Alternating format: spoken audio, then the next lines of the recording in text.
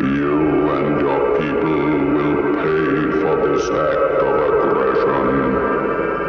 This is the voice of the Mysterons.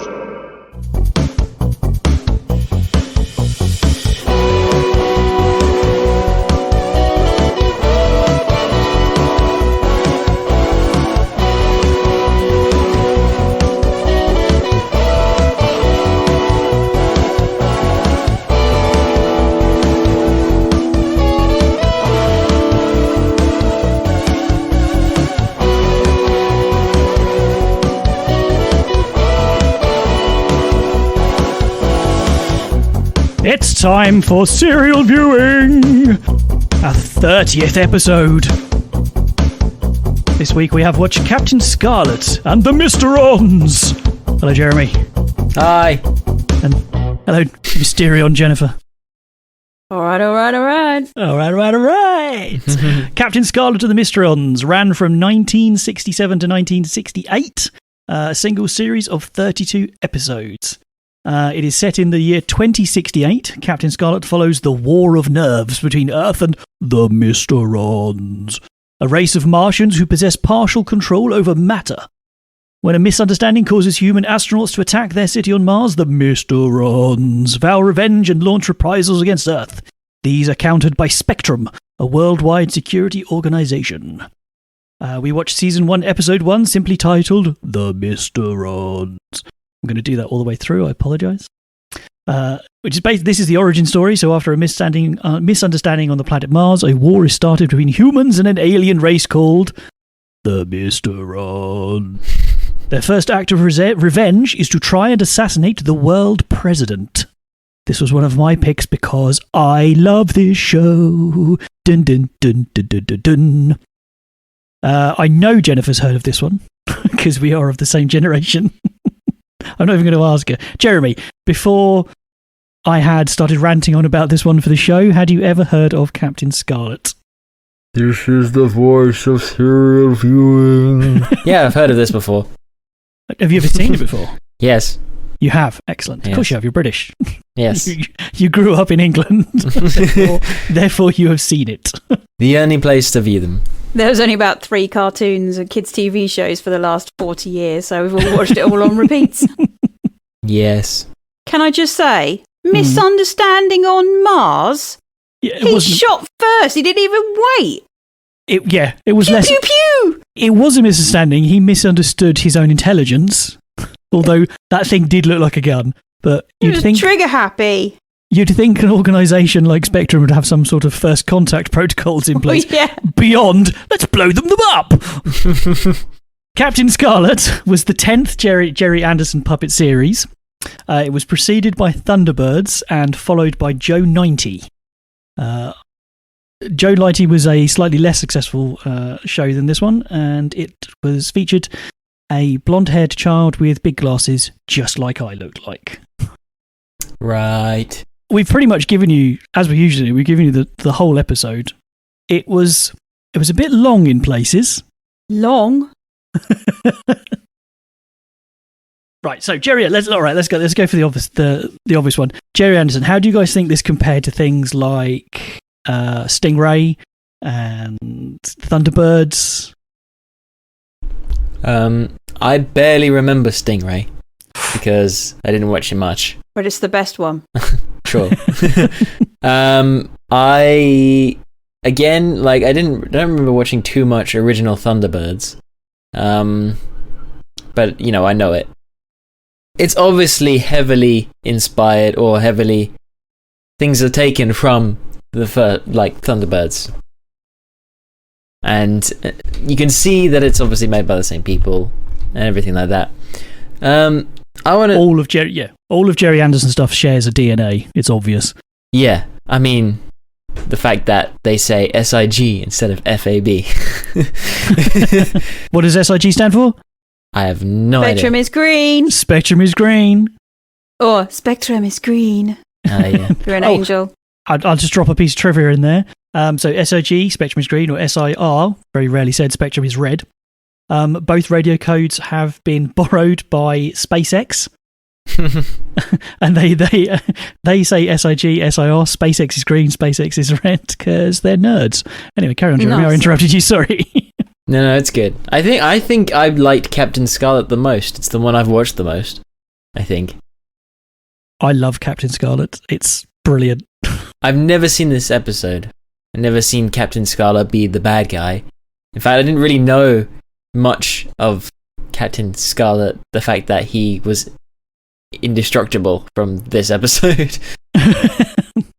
Well, that's his thing. He is the indestructible man. Indestructible. That's why in the title sequence he's been fired at by, well, basically a stormtrooper. He gets shot with a machine gun, and then he shoots once because he's Han. So basically, that's it. Yeah, because he's badass. He's badass.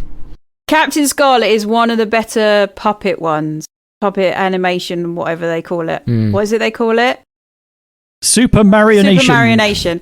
So it is one of the better ones. The puppets aren't as puppet-like, and there's a lot more fluid movement with the puppets. So, like in the crash scene, where they're dragging the body, just for a second, it does look like they're dragging a body and not dragging a puppet. Yeah. And then there's quite a lot of, like, when they do, like, close-ups, and I know they do it in the other ones, but it just works a bit better with Captain Scarlet. It's like they'll use a real hand. Yeah, I know. And things like that. And it's like when they're talking, it's just a little bit more fluid, whereas Thunderbirds is very puppety, and so is the best one, Stingray. Joe 90, that's very puppety, but Joe 90 always does take on some of the Captain Scarlet ones, but Joe 90 was just was even more boring than Captain Scarlet. So when did this come out? This was 1967. When did Terrorhawks come out? 70s. This is so much better. Terrorhawks was late 80s. Late 80s, yeah. Yeah, see, that was one of the things that let Terrorhawks down, was that it was kind of like, it was 20 years later, but the puppetry was worse than Thunderbirds. Mr. Thumb. It's like he went back. I don't know whether well, it was Terrorhawks. There was a lot less money in it. Yes, there was. And there was a lot less. So I also get the feeling there was a lot less effort as well. Well, when we covered Terrorhawks back in Season 1, Episode 2, link in somebody's description, I think we discussed the fact that they were lower on budget, and there was a new technology that he was trying out, and it looked awful. But this was a lot more adult as well than Terrorhawks. It really was. This is grown up. It hadn't occurred to me when I was younger just how grown up this is compared to some of the other shows. I remember getting scared of certain episodes of Captain Scarlet.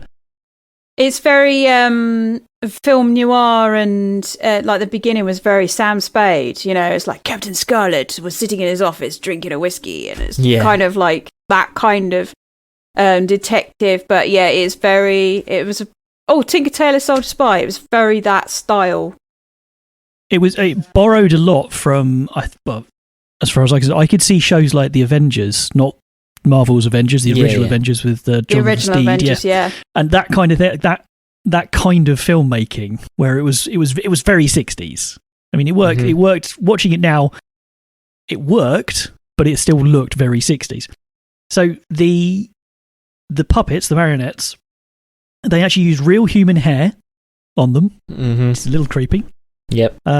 They really tried to get the eyes right on this one. They put a lot of effort into that. So there was one of the reasons they switched is they wanted to go for a more realistic look, but Gerry Anderson had actually managed to miniaturize a lot of the controls. So the bigger heads, the big bobble heads of like Thunderbirds, the controls for the eyes and everything that they actually managed to miniaturize, allowing more realistic human proportions. The new style of puppet, it was mixed reactions. When they first dragged them out, a lot of the crew were a little unsure about them. They thought that they lacked the charm. I'm making a confused face. They lacked the charm of the previous generations with the cartoony body types. Director David Lane recalls that when he first saw the prototype, if it was like there was a little dead person in the box. I was going to say, yeah. It was perfect in all proportions. It just looked odd. I can imagine that. Well, from an audience point of view, I could imagine that actually from the 60s, it probably looked maybe for kids a little bit too real. Mm. One of the sculptors, they put the prototype Captain Scarlet next to Lady Penelope, the Lady Penelope doll, and some people on the crew were, quote, horrified by the difference. There were some arguments that the facial expressions had been sacrificed somewhat because these do seem to be a bit more stiff-faced. They're all frowning. I think it's just because they look. I think it's because they look more realistic. So you're getting closer to that more uncanny valley kind of thing. Whereas the older ones with the big heads, they were obviously puppets. They weren't trying to be anything other than a puppet. Whereas these were more realistic and badass. Mm. Everything seemed a lot sharper and pointier. I don't know, there's more of an edge. I don't know. Yeah. Like, they had you could see the clear, like, corners of the dolls and such, but it fit very well when compared to Terrorhawks, where they're all super round, but podgy. Thumbs. And thumbs. And soft. I don't know if you noticed it, but they pretty much use the same faces for every scene, apart from the moment when towards the end, Captain Scarlet is at the top of a ridiculous building, which we will talk about, and he gets shot by Captain Blue. Captain Blue shoots him, and he's got this weird ass face on it. Yeah, and he's like, I think it's weird because it doesn't change. Yeah, like, model his "I've just been shot" face. Okay, and his mouth is looks like an S going sideways. Like, but yes, you're right. And then he falls off the building with the same look on his face all the way down. Jennifer, you mentioned that this was a lot darker than a lot of kids' shows of the time and now. Yeah, it's a lot more grown up. But yeah, it's very, I don't know, I think it might have been because that was in the 60s. You did have, that's when you're starting to get your film noir and you're starting to get horror movies. And this was definitely, it was sci-fi, but it was more horror sci-fi. Yeah. Your theme tune was more, that more kind of instead of it being more gay in the original sense of the word and happy. And childish, this was definitely a lot more grown up. I mean, it's evidenced by the fact even in the opening seconds, he shoots someone. Yeah. And it's not like a lot of kids show where there's explosions near people and you shoot near someone and everything like that. No, he straight up shot someone. You didn't see it, but he still did it. Blood. He punched the world president in the face. Yeah. I'm sure lots of people would like to do that. And there was blood on his face. It wasn't just, oh no, it was like an A-team where he just held his jaw. No, there was blood on his face. Cigarettes. I know it was the 60s and it was showing its stage, but Captain Brown? Yeah. Who would want? Okay. So you've become a captain in Spectrum. Oh, what colour am I? Oh, am I yellow? Am I like dynamic orange? Red? No, you're brown. Oh, great. Even a nice brown as well. You're Captain Shit Brown. Captain Blue.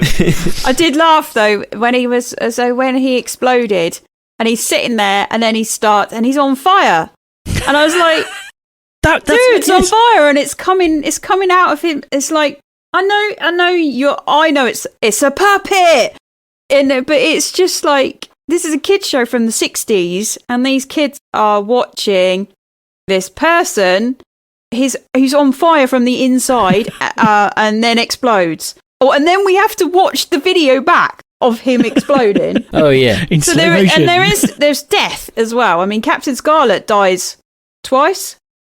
Mr. Brown dies twice. Yeah. Captain Brown, yeah. Captain Brown, sorry, not Mr. Brown. Sorry, it is flipping Cluedo. That was it. I even put in my notes is, oh wait, it's Cluedo. That's it. That's why it's like, because you got Colonel White, Lieutenant Green, Captain Blue, and Henry. You got to drive an SPV. SPV. Oh, can I tell my SPV story? You can tell your SPV story. SPV is the grey vehicle, which randomly for some reason you have to sit facing backwards for no real reason. Drive-by monitor, yeah. Yeah, don't really need to do that. So Jennifer and I, and I'm Jeremy may have been there many years ago, went to a quiz, and our team won the quiz by one question, and that question, in the popular children's TV show Captain Scarlet, what does SPV stand for? And I was literally the only person in the room that knew that SPV stood for Spectrum Pursuit Vehicle. Even the other people on our team were looking at me like, how do you know that? I said, I don't know, I'm a nerd. Spectrum Pursuit Vehicle. And we won. We won the whole quiz on one question. Thank you, Captain Scarlet. Thank you, useless knowledge from my childhood. Yeah. Anyway, just go back to that. Yeah, that you would never get away with somebody burning like that and then blowing up. No, I'm serious. Today. I remember there being, in some episodes, really, really, like you said about the horror, not like particularly gruesome, but like horrific enemies and things. And I remember there being some aliens that looked like Predator and stuff, and they were like really, actually quite scary to watch. As well, you wouldn't have got aliens. You wouldn't have got aliens in Captain Scarlet. I think it was though. I feel like it was. Yeah. I think there was this one episode where there was something like that, and I swear it was Captain Scarlet, and he was scared as hell. Well, all right. I have a question for you, the pair of you. What do the Mysterons look like? They don't look like anything. Don't know. Well, I don't remember. That's because you never actually see a Mysteron. In fact, that's because the Mysterons aren't even in the show. No, because you only hear their messages through the. Those messages are not actually coming from a Mysteron. Oh, aren't they? The Mysterons themselves do not exist in this show. The Mysterons have all left. They're not there. What Spectrum are fighting are the Mysteron computer systems. Yeah. Oh, right. That's right. Yeah. There are no Mysterons on Mars. Spectrum's is only fighting the computers they left behind centuries earlier. So they managed to piss off an AI. Not the swiftest AI, because it didn't happen in this episode, but generally Captain Scarlet will start, and then it's iconic. You used to get these two white lights and it would pan across things, and across Captain Scarlet, and you get, "This is the voice of the Mysterons," and then they would explain in painstaking detail what their evil, dastardly plan was. They would literally tell Spectrum, "We are going to kill this person. We will be there at Tuesday at 3 p.m. We'll be wearing a rose in our collar." So yes, it was very dark. Bonus trivia question. Yeah. Bonus trivia question. And I'll give you 1,000,000 points if you can get this correct. Captain Scarlet, so they're all obviously code names. Captain Scarlet, Lieutenant Green. What's Captain Scarlet's real name? Oh, I have no idea. Was it in this episode? It was not. It's not. As far as I know, it's not in any of the episodes. It's in Barry material. It's as mundane as that. Colin Smith. Sid Burt. Captain Scarlet's real name is Paul Metcalf. Oh. God damn it. Which is a nice departure, because from the 60s you expect his name Blaze Powers or something like that. But no, Paul Metcalf. I did find a list of everyone's name, which is a bit random, and they're all just people. There's nothing funky going on there. Okay, so Gerry Anderson shows were kind of carried, ignoring the plot, but they carried on the fact that they were puppet shows. They were puppet shows, and they were populated with models. What did you think of the models compared to other shows you've seen? Like the ships and stuff. Yeah. Yeah, they're pretty cool. I did think it was quite funny as it started off and they were showing off the Angels, and I was like, "Oh, cool, 3 awesome jets. What does Captain Scarlet get?" The little car just goes, "Meanie." I'm just like, I'm glad it exploded. He gets a big red car. Oh yeah, I know he does it eventually. Yeah, really. His red car, because it goes faster. Yeah, he gets a red one. Red ones go faster. Yep. The models are alright. They're very train model. Hornby models, yeah. Hornby. Well, that's what they had to work with. Train displays, but yeah, that's. Well, the correct answer was that they're amazing. And the Angels are amazing. I loved the Angels. I had model kits when I was younger, and I made all the Angels, and I had a little white aircraft. It's so cool. And I love the fact I liked the fact that they were all girls. I found it, even when I was younger, I thought, you don't see that's cool. Why wouldn't they be girls? Well, that's one thing I do like about Gerry Anderson, and I definitely think Mrs. Anderson, what's her name? Sylvia. Definitely had a massive, control over Gerry. Is that all of his series have strong female characters. They might not be the ones that are in charge, but they do have, and they're not just silly flighty ones. You need to think about it. You got Penelope from Thunderbirds. Mm-hmm. Whoa. Yeah, I get that she was very overly feminine, but she wasn't flighty. She was a secret agent. That's what I said. They're not silly flighty ladies. Sorry, I apologise. They're not silly flighty ladies who squeal and whatever. Yeah, no, Lady Penelope was in charge. Yeah, they're proper agents. They have proper jobs, and they're intelligent, and they get on with it. Half the Terrorhawks are women, and Oh yeah. Kate Kestrel. Yeah. Stingray is probably not a good example. But Stingray's the best one. Stingray's the better one anyway. The best one. It's all of it, and it's in water, and you get a mermaid. I'm really struggling to... I think I'm thinking of Captain Scarlet pretty much completely, but I'm struggling to remember if it's Captain Scarlet or Stingray I'm thinking about when I'm thinking back. Stingray was the one that's in the water and has got a mermaid. Yeah, I don't think I've ever watched Stingray there. Stingray. You totally have. You absolutely have. And then it goes Aquamaria. Yeah. But that's another thing as well, is he likes his theme tunes to have that. They start off, and then they kind of have this. They turn to a and then they're completely different. He has this juxtaposition right in the middle. So with Captain Scarlet. I'm sorry, we're talking about the theme, and it starts off all jingly jangly 60s. Captain Scarlet, and then it'll go 60s sitcom all of a sudden in the middle. If you listen all in, and you're like, and all of his themes do that. They'll all start in this certain way, and then they'll kind of they're not dropping a key or changing scale. They're just different. But that's very 60s. Beatles used to do that. Thunderbirds used to does it as well, where they in the middle it reflects Lady Penelope, which is different. That's it. Terrorhawks doesn't.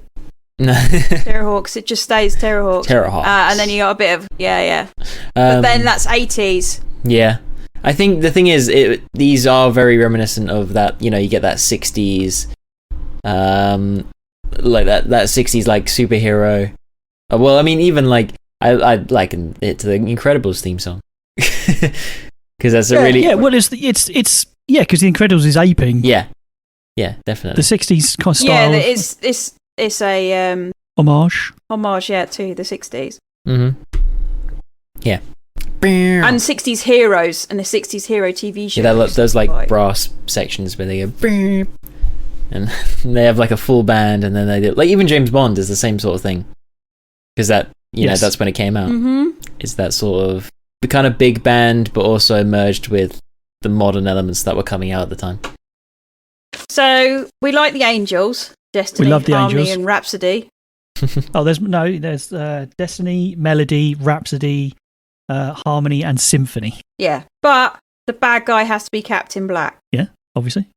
I mean, I know he's not the actual black one because that's. What's his name? Green. Lieutenant Green is the only black lead in a Gerry Anderson. He was leading? Okay, so Captain Scarlet he pressed the button. Came under some criticism for its the bad guy's black, the good guy's white, and he came back and he answered, well, it's nothing to do with race. We're looking at the duality of good and evil. That's just good is society. Yeah. It's not. Yeah, but it isn't a commentary on race. It is literally the good guys are white, Colonel White. The bad guys are black. Duality. Yeah. Good, bad. If anything like that is its psychosomatic relation to the actual pure colors. Given that white we associate with innocence and purity, and the angels, and the black we associate with death and decay and swamps. Mm-hmm. Yeah, Colonel White was working on the theory that all colours come from come from white. If you shine a prism through a white light, you'll get yada. Or shine a white light through a prism, you'll get all the colours. That's entirely where it was coming from. There was no symbolism beyond that in it. I feel like as well that his name was kind of white, right? Okay. I think it's just that's easier for the children. He's wearing black, so therefore he's the bad guy. Same as Darth Vader. Yeah. You know. And so Captain Scarlet, when he comes back, he just looks like Captain Scarlet. Whereas Captain Black looks like a heroin addict. Yeah. But maybe that's because he's been under the influence a lot longer. Or it's because he's bad. He's the bad guy, so he's got to show his badness. Maybe it's the atmosphere of Mars that's affecting his body. He's come back. Yeah, because when Captain Brown came back, he didn't. Captain Shitstain. He was still his nice suntan skin. Yeah. Captain Shitstain. So the voice of the Mysterons and the voice of Captain Black as the voice of the Mysterons was recorded by a chap called Donald Gray. So he read his lines as normal, but the tape recorder was recording at a faster speed. Mm-hmm. So they'd then take that, play it slower, play it back at normal speed, and he would sound like this. It lowers the pitch. Mm. So they wanted to make it sound more ominous and menacing. Captain Scarlet, his face and voice were both modelled on a certain Hollywood star. Any guesses? Tom Cruise. Cary Grant. Ding, ding, ding, points Jennifer straight away. Because when I heard his voice, I went, fuck me, I didn't realise it was Cary Grant that had done that voiceover. And then I went and had a look and it wasn't Cary Grant. And I was like, dude, he's trying really hard to be Cary Grant. Who's Cary Grant? Oh my God. I'm sorry, serial viewers, that Jeremy doesn't know who Cary Grant is. That's because he's a baby. Hang on. Just IMD him. Okay, so Captain Scarlet's voice artist was a chap called Francis Matthews. He was based entirely on the fact that he could do really good Cary Grant impressions. Gerry Anderson wanted him so much that he, as the quote is, he moved heaven and earth to get Matthews to do it. He had been either uninterested or unavailable. He basically cut a deal with Matthews that he could divide his time between his on-stage appearances at Noel Coward's play Private Lives, because he was a very serious actor, and then do the Captain Scarlet voice recording sessions as well. So he did. He heard this man do an impression and said, "I want you," and then absolutely guaranteed that he was going to get him. Seems fair. Yep. It's unique. Captain Scarlet is unique amongst all of the Super Marionation shows in that it did have multiple variant openings. 3 of them. The first episode, which is the one we watched today, with the finger is on the trigger, about to unleash a force with terrible powers beyond the comprehension of man. That was unique to the first episode. Yes. And then there was 2 others. Sort of leading the fight, one man fate has made indestructible. His name, Captain Scarlet. And then also on some episodes, and I can only speculate why this came about. On some of the episodes, the title sequence ends with Colonel White cutting in and saying, "Captain Scarlet is indestructible. You are not. Remember this and do not try to imitate him." As I'm sure some kids are, I saw Captain Scarlet do this, and then chuck themselves off a 9-story building. Do you reckon they did? Do you reckon there's stories? S.I.G. Thud. Of course there are. Kids are stupid. Yes. Some adults are too. So what did you think of the voiceover at the beginning? I don't remember. Do you think it... Jeremy. Do you mean the theme? What I said was the Captain Spade film noir? Yeah. Here we are, walking down a dark alley. Captain Scarlet's our hero because he's red. Yes. Yeah, that one. Shoot, shoot, pew, pew, pew. Now, here we are. It's very this is the news as well. Yes. That's what I thought about it. Oh, okay. Well, I liked it. I thought it was Yeah, I liked it. It wasn't a terribly descriptive introduction beyond the fact that this man's going to be indestructible. Do you think they needed the introduction episode? Could you think the show would have suffered any if they'd just led right into it, going, yep, he's indestructible, it's their fault, let's go? I feel like they would have had to have had a good... I think it would have just gotten lost in dialogue if they'd have not done it, and it wouldn't have made a lot of sense. I think because they were aiming for it to be a bit more grown up, I feel like just cutting in and like removing that makes it harder to understand and thus like slightly easier for younger kids. I'm going to disagree with you because I think this was the first episode, and I remember a lot of the episodes, and I think this was possibly the weakest one out of all 32 episodes. You don't need it. I think you could have gone maybe made the intro voiceover a little bit longer. This is Captain Scarlet. He's indestructible. The Mysterons did it, and now he fights on the side of the good. And I think you could have just gone straight into it. The kids would have gone, okay, he's indestructible. I don't know. I don't know. Quite like the idea of having the Explain It series. I mean, the Explain It episode, and we had it in bloody Ulysses. Ulysses. I feel like this episode wasn't best as an intro episode because you had that whole mess with Captain Brown, which I found rather boring. And apart from the fact that they showing, like, I think the first part before they turned into Mysterons was good. Yeah. Cut out the brown shit, pun intended. And yeah, I mean, was that supposed to show the reach of the Mysterons, or was it just to show how far they would go, or somebody just had a great idea to blow up something and wanted to do it? Yeah, I think they just wanted to show that they could blow stuff up, blow some puppets up. Well, I put what the fuck? Shit just blew up. Yeah. Dude's on fire. Well, not total destruction, because the angels went, total destruction. No, it wasn't total destruction. And then I put, bloody can't trust anyone with those Mysterons about. I also thought it was incredibly lame that the president of the world managed to get out of that. I just wanted it so badly to be like this whole thing where we know he's a bad guy and he actually just kills him. like he just blows up the thing and they're like, oh no, what's going on? Spectrum has to like make sure, like put into like a military law, martial law in the world.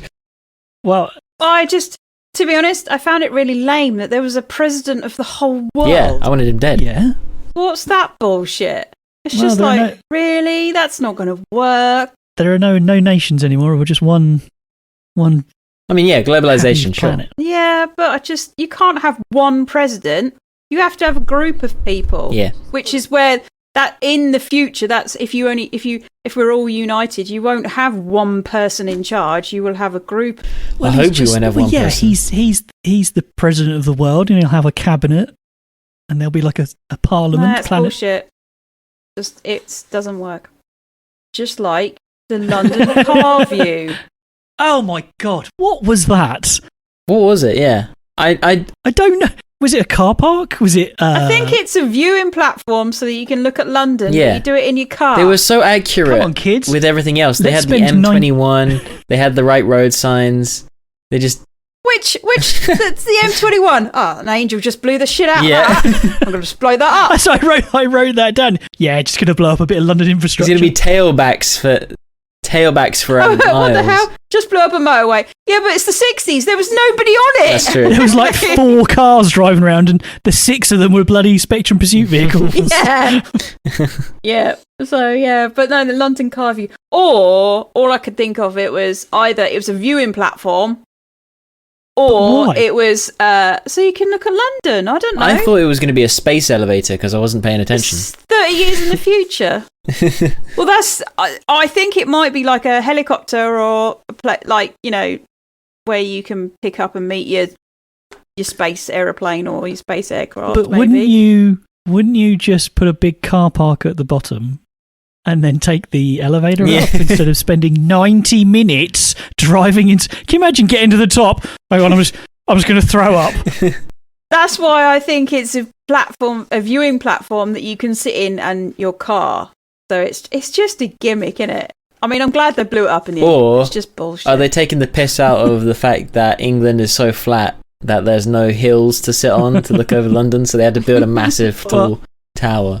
I found it really annoying because you've got the car models are cool, the angels are cool, and then the cloud base, that's cool, and then some of the models like the garage and they're driving down the road, all that's cool, and then we've got a corkscrew with somewhere you can park at the top. A tiny amount. This doesn't make any Maybe it's corkscrew made out of toilet roll toilet roll innards. It was just, it's terrible. I did write this down as because I think I've made it quite clear that I love the models, I love the vehicles, I love the backgrounds, I love everything about this show. It's awesome. But part of the reason that the models, like there's a picture of the garage where Captain Blue goes to pick up his SPP, it's the details. It's the little they didn't just, when the guy's standing in the booth, they didn't just make him stand in a box with a window.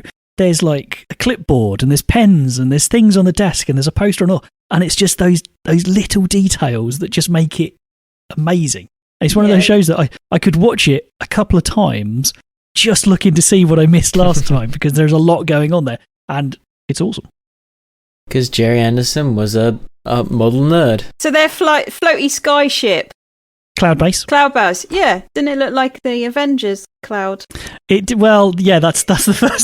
the first thing I thought of was the helicarrier. Helicarrier, that's it. Sorry, I went all mum then. I'm gonna be 100% honest because this was so long. I was tuning in and out.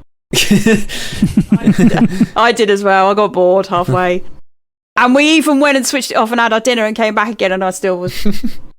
As much as I loved this show, it did go on too long. They could have cut large chunks of it out, like driving up the corkscrew. 30 seconds of people drifting up this corkscrew, apparently, because no tyres at the end. Well, maybe, like you say, this is the crappiest of all of the episodes. So, yeah. So maybe that's why we bored. With his little jetpack and his little helmet on, just look like an absolute twat. He's like, I'm going to fight crime. I hope nobody sees me because I look like a dick. And this is when he shoots his gun. It's either me or you, Captain Scarlet. And Captain Scarlet goes, bang. Yeah, all right, then me. Bang. Jennifer's just punched her camera. Although I do want his jetpack. Yes.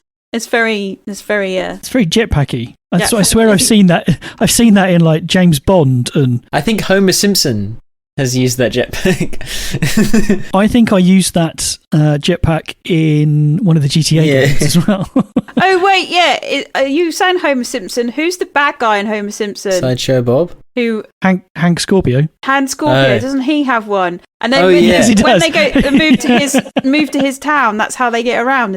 That's how he escapes. He's using a flamethrower and then jetpacks off. Oh, I love Hank Scorpio. So, according to a documentary that was made for the 2001 DVD release of Captain Scarlet, Gerry Anderson wrote the Mysterons as an invisible enemy in case it was later proven that there was actually no life on Mars. And he could just say, well, they're there, you just can't see them. I don't know how true that is, but that's some forward planning there, Gerry. Well done. The Angels. Four of the five Angels appearances were based on real world actresses. Destiny Angel was based on Ursula Andress. Melody Angel is thought to have been based on an appearance on singer and actress Eartha Kitt. Rhapsody Angel was based on an appearance on model Jean Shrimpton, very famous in the 60s. Harmony Angel was based in appearance on the actress S.I.G, who was in a lot of the Hammer horror movies. Slight casual racism in her accent because it was obviously not a Chinese person doing that. And the fifth angel, Symphony, is rumoured, no, not proven, to look like the actress who actually voiced her, Jana Hill. There you go. Yeah. The Angels are S.I.G. Are they all supposed to be from different places? Yes. They are an international team. Okay. Because that was cool. They all sounded French to me. Racist. Yeah. So according to background information about some of the characters that were produced by Century 21 for its publications, Captain Scarlet takes place a few years after the events of Stingray, shares the universe with them. So Stingray and Captain Scarlet exist in the same world. Some of the Spectrum personnel actually are actual veterans of Stingray's WASP organisation. None of that was mentioned on screen, but it's established, it's canon, that shares a universe with Stingray. Can you imagine a crossover where Captain Scarlet means one of the bobbleheads from Stingray is like, what's wrong with your head? And retaining fluid. Stingray doesn't have bobbleheads. They do. They are classic Gerry Anderson things with these slightly cartoony feet. No, they're not as bad as Thunderbirds. I feel like Thunderbirds would have been useful here. International rescue. They would just get in the way. Yeah, that's true. The moving walkways. Did anyone else pick up on those? Yes. In fact, when Brown,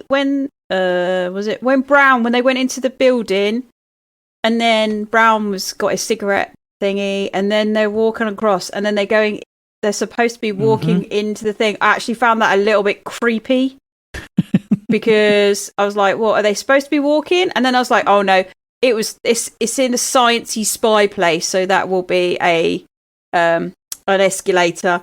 But no, I found that a little bit creepy. It was like, instead of them walking. And then when they come out into the room, and it's still on the walkway, but you've got this clunk, clunk, clunk, clunk, clunk, like they're walking. And I was like, but that doesn't work. It's just not working. I thought it looked really dumb. I was like, why would you have what is the security system where they go through on this escalator type, this conveyor belt? The walkways of 2068, they are everywhere through all of the episodes. It's there. People don't walk anymore. They just stand on these things. I wonder why. It was born out of Gerry Anderson getting irritated. Yeah. Because this was more of a realistic show. He got really frustrated by the fact they couldn't make them walk realistically. Think about the Thunderboards. Yeah, because they do that, bounces across. So they couldn't do that. And they didn't want to do that because they didn't want to break immersion. So they put them on walkways, so they just bzzz constantly. They should have done the tubes like Futurama.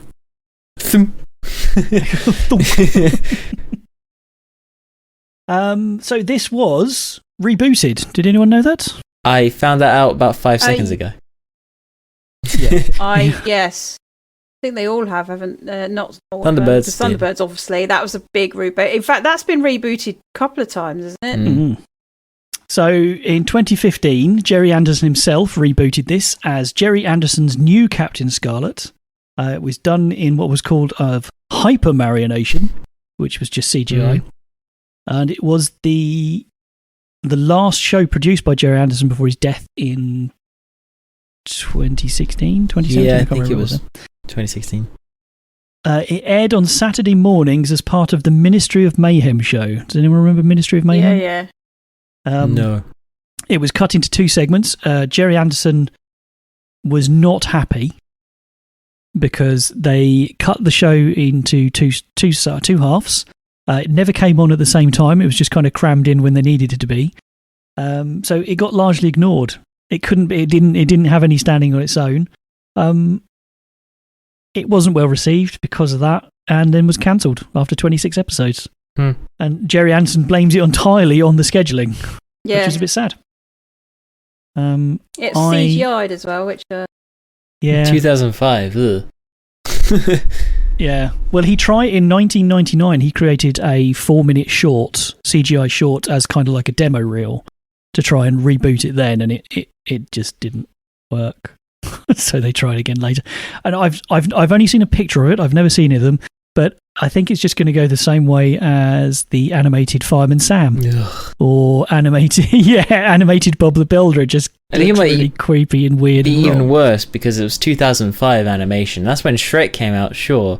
But Shrek is a full budget movie and Captain Scarlet's a TV show. Yeah. This looks ugly. Yeah, told you. I've warned you. It does look like the Fireman Sam version. Yeah. Just dead, I'm going to save you now. You're going to give me your soul. Run, Norman, run! Fireman Sam's coming. So the production company gave out over 60 licenses to various toy companies in the 60s to create all kinds of toys and tie-in merchandise. The most popular were made by Meccano's Dinky Toys in 68. There were 3 die-cast vehicles. A patrol car, the security vehicle, and the Spectrum Pursuit vehicle. I had one of those when I was young. Thank you very much. I was going to say, I think, didn't you have one? Because I've seen one around somewhere before. I don't have it anymore, but I did have a Spectrum Pursuit vehicle. The Spectrum Pursuit vehicle model actually held the title of the best-selling die-cast model of all time for many, many years. It was so popular. Diecast one. Oh, right. It was little a big metal car. It wasn't little. It was probably about 6 to 7 inches long. It was a big chunky thing. I love that. It's about 6 or 7 inches long. Yeah, that's not 6 or 7 inches, right? It is to a man. Longer than the forearm, right? yeah. It looked like so basically, it looked like a baby's forearm holding it out. Nasty. Several video games have been made. Really? Yeah. Captain Scarlet in the Shadow of Fear was made for the PC by a company called Europress in 2002. The Captain Scarlet Activity Pack, which sounds really riveting, and I bet no child got that as a present and thought, oh yeah, great. That came out for PC by a company called Digital Workshop, also in 2002. And then the PS2 had a Captain Scarlet game, which came out in 2006. I'm going to look that one up because I think that's a good idea. Do you know the ratings of any of these games? I don't. I didn't get a chance to look them up. It took me a while to find out that there were any.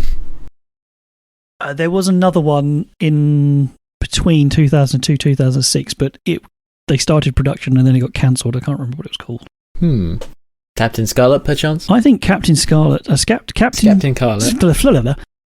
Captain Scarlet, a Paul Metcalf tabletop role-playing game would be quite cool. Maybe just a Gerry Anderson one. Because you could be... Well, yeah. That's a really good idea. Because you could take... Because I could be Aquamaria. You could take on one of the captains. I mean, the Mysterons are a great RPG enemy because they're mysterious and anyone could be a bad guy. And they're a bit OP, aren't they? They can do whatever the fuck they want. That is true. They can just take over people, blow shit up. They're just a little bit too OP. And they're not tangible, so you can't get them. Can't get them back. You can just trick them into telling you exactly what they're going to do, and then... Why didn't they just go back to Mars and nuke them? Yeah. Because they had their... What did they say? They had the reversing matter. If you nuke, I don't know, a circle area of like 50 miles, you're going to take it out. Well, if you just take off and nuke the whole planet, Mars. just to be sure. That's the only way to be sure. Just planet kill Mars. We don't need it anymore. Have you guys never thought about like a cross-universe Gerry Anderson thing with like the what are they called? The bots from Terrorhawks. Oh, you mean the crisscross? Oh, the hot. I can't remember what they're called. Zoids. No, Zoids. the Zoids. Yeah, anyway, then. Yeah, yes. Like what if they fought the Mysterons and stuff, and like, they could launch from Thunderbird 5 or whatever it is. Thunderbird 4, whichever one's the spaceship one. I think a Gerry Anderson RPG is a brilliant idea. Maybe a war game.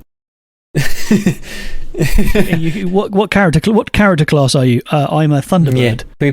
I'm a Stingray. I'm a... Put guns on Thunderbird 1. He needs it.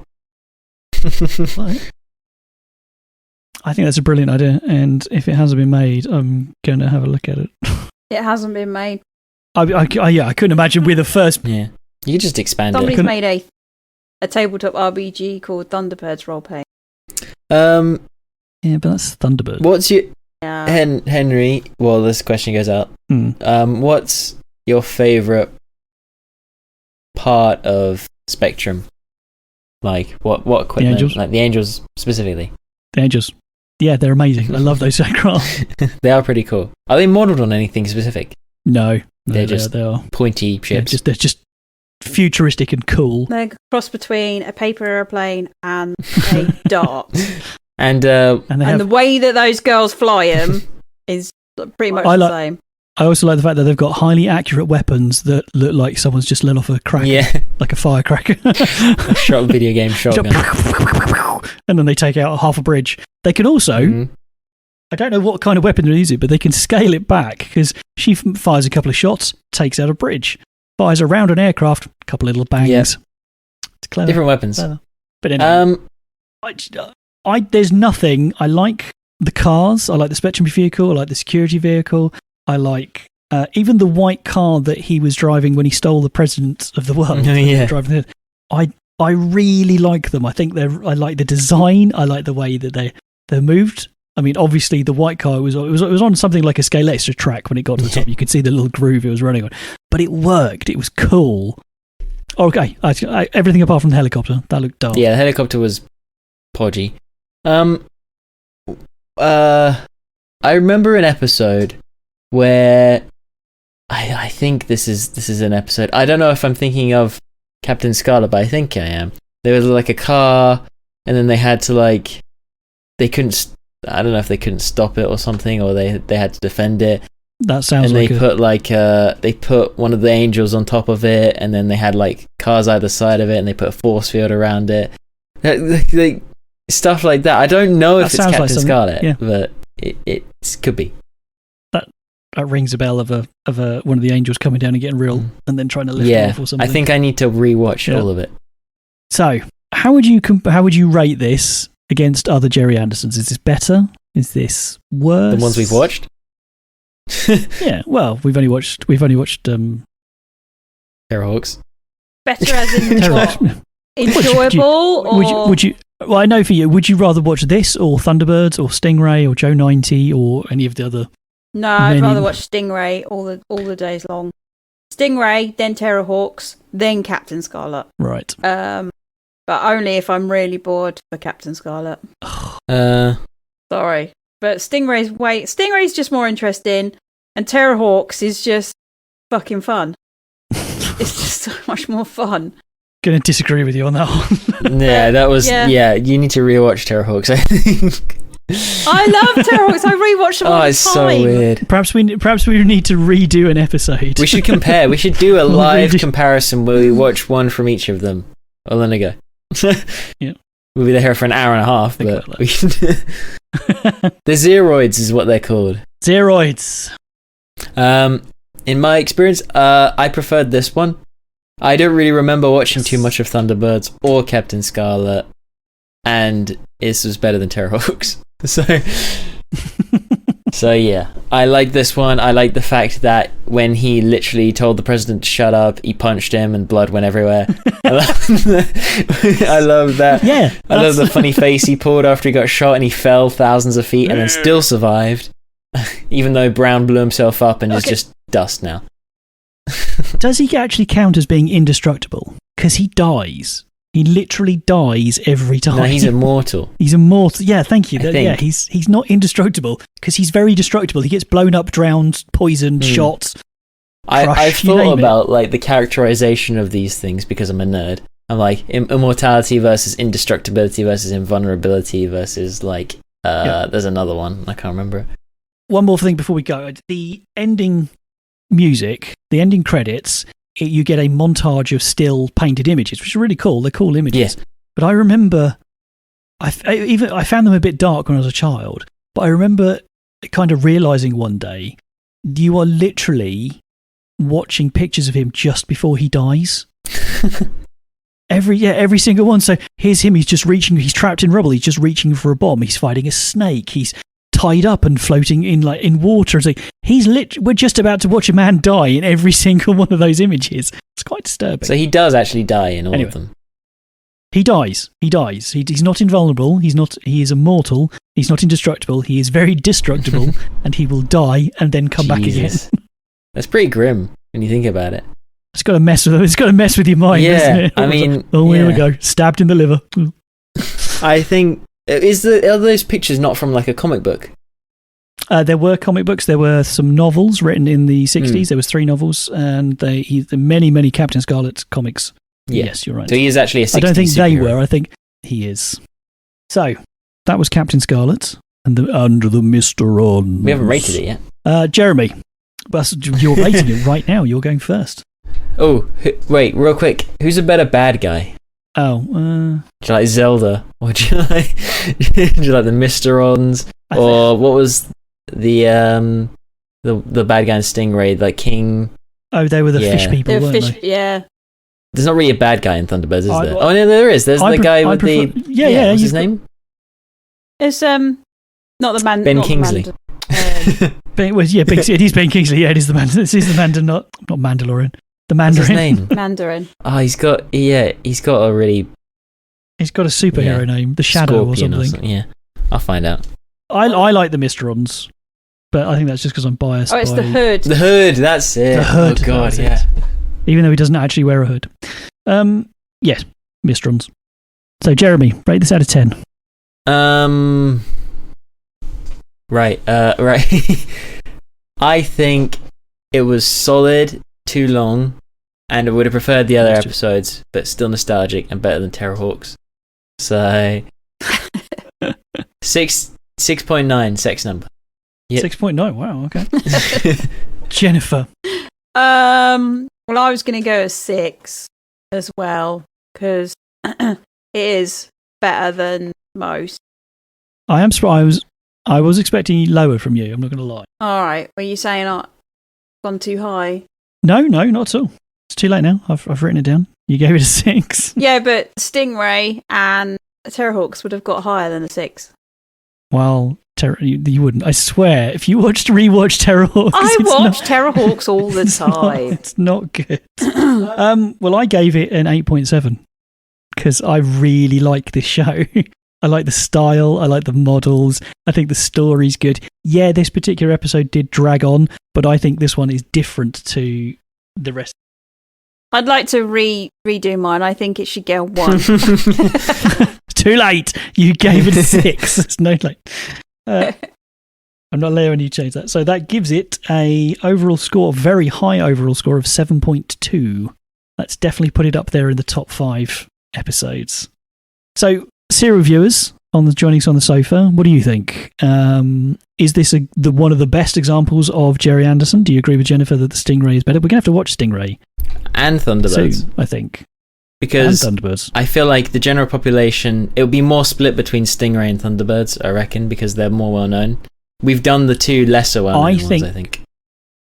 I don't know. Stingray's not actually that popular. I don't know, but because it's a little bit lame. It's under the sea. The bad guy is not Kit. It's not Neptune. No, but he's basically a fish guy. But I mean, I like it because it's got Troy and it's got Aquamarina in it. I think it's more well known one. Like, so Thunderbirds is the most well known. Then I'd say Stingray, then Captain Scarlet, then Terrorhawks. I don't know about the rest of them. From the ones I know. I'd be interested to watch Joe 90 with you guys because I remember, I was called Joe 90 by relatives quite often, but yeah. I think it'd be interesting to watch that one. Anyway, do you agree with us? Please let us know. You can contact us through the website, Instagram, Facebook. We post the live video, the unedited video of the show. You can see us waving and gurning and making silly faces at the camera. You can see that on YouTube. We release that the weekend after the episode is released. Just a big shout out to Paul. Hello, Paul, for leaving us a nice comment on YouTube, asking us about the other animal superheroes like Skippy and Lassie and Flipper. So, thank you, Paul. Wait, what did he ask? Skippy, Lassie, Flipper. It was just a list of other animal superheroes and his appreciation of them. The dog from Frasier. Sorry, he's got a name. He does. I'm watching it and I've just forgotten it. Eddie. Hey, yeah. Thank you very much for joining us. We appreciate it. Next time, episode 31, we are watching Baker Groove. Oh, yeah. Me eyes, Duncan, me eyes. Duncan, me eyes. Is this going to be another racist episode? Jeremy's oh my god, yeah. Some really bad Newcastle accent. Why are you, man? Why are you, man? Go and do another groove. What was it? It's not Brook Street. What Brook Street? What was the Jimmy? All right, Jimmy. Oh, who was it? There was the comedian that used to do Harry Enfield. Was it Harry? Harry Enfield used to do. Yes. Yeah. The curly hair. Yeah. Harry Enfield and John. All right. If you could see the dance. Anyway, join us for Biker Grove. This was a teen show from when we were teens. Jennifer and I were teens. And this is the one, if you remember from last episode, this is the episode that I changed another one for because I learned something really batshit crazy about this show and I desperately wanted to tell the other two. So we're watching Biker Grove next. Anyway, thank you very much, Jeremy. Thank you, Jennifer. You're welcome. Thank you for joining us on the sofa, and we will see you next time. Goodbye.